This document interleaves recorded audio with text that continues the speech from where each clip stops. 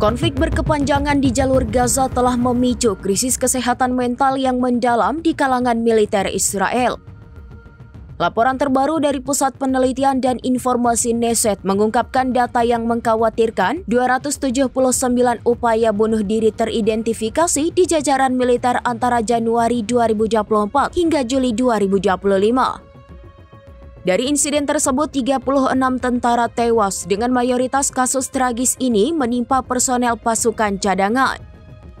Para prajurit dilaporkan menghadapi tekanan emosional yang ekstrim, stres berat, dan trauma signifikan akibat paparan kekerasan dan ledakan di medan tempur.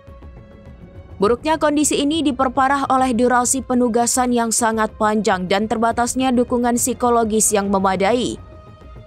Khususnya banyak tentara cadangan disebut-sebut tidak memiliki pelatihan yang cukup untuk menghadapi trauma perang yang intens.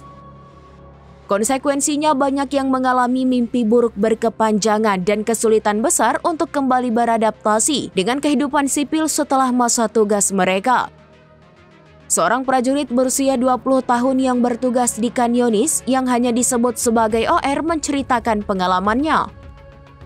Dia mengungkapkan bahwa menemukan jasad korban di reruntuhan adalah pengalaman yang menghantuinya dan bahwa aroma kematian seolah tak pernah hilang dari kulitnya. Kondisi ini menyoroti kebutuhan mendesak akan intervensi dan perawatan psikologis komprehensif untuk mencegah kerugian jiwa lebih lanjut di kalangan pasukan.